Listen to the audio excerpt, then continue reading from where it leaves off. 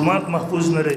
مدرسه محفوظ نه ده، بازار محفوظ نه دی، تعلیم محفوظ نه دی، قاری محفوظ نه دی، یو سپاهي محفوظ نه دی. دغه ملک په دې وخت کې چې کوم حالات روان دي پوره دنیا غواړي زمونږ استاسو ملک سپاهي هستۍ نه بیټاو کی، زمونږ استاسو په ملک انتشار جوړ کی، نت کول غواړي،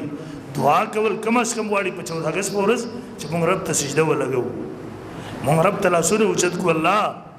تا مونږ ته کافرانو نه ازادي را کړې وه، د انګریزانو نه تا مونږ ته په دقه تاریخ باندې ازادي را کړې وه. رب ذوالجلاله د څه دپاره چې ازادي حاصل کړې وه هغه خوب چې زمونږ مشرانو کتلی و، چا چې وینې ورکړې وې، چا چې قربانۍ ورکړې وې، د چا چې وینې بهېدلې وې، د چا چې لاشونه بهېدلي وو، د چا چې بچیان کونډ شوي وو هغه یتیمان شوي وو، د چا چې بیبیانې کونډې شوې وې، د چا چې میاندې پورې شوې وې، هغه خلکو چې کوم خوب کتلی و هغه خوب زمونږ په ژوند کې شرمندهی تعبیر کړي. هغې دپاره او د خپل ملک د سالمیت دپاره دعا وکړو. ملکي حالات څه روان دي تاسو خپل هغه ګورئ، جومات محفوظ نه دی، مدرسه محفوظ نه ده،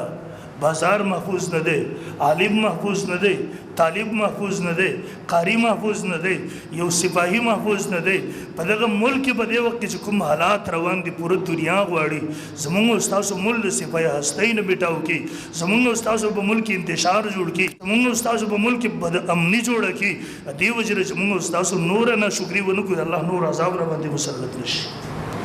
ازادي چې موږ تاسو په صحیح طریقې بار المعرض کوو چې اول نمبر در کفارو سره مشابهت دی، ټنګ ټکور کول ازادۍ د خوشحالۍ په نوم باندې، میلې جوړول ازادۍ په نوم باندې د کفارو سره مشابهت دی. بدر ته چې کله کفار راتله هغوی د ځان سره ډمانې راوستې، د میوزیک آلات یې ځان سره راوړه، ویل موږ مسلمانان ختمو او هلته به ډمې ګډو، هلته به خوشحالي بناوو، بیا به راځو د کفارو طریقه ده د خوشحالي. او دویم نمبر لعنت ویلې شوی دی. اول نمبر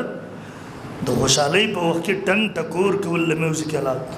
او دویم نمبر د غم په وخت کې نوحې کول، چغې وهل، بې صبرۍ نه کار اخیستل، ځان وهل.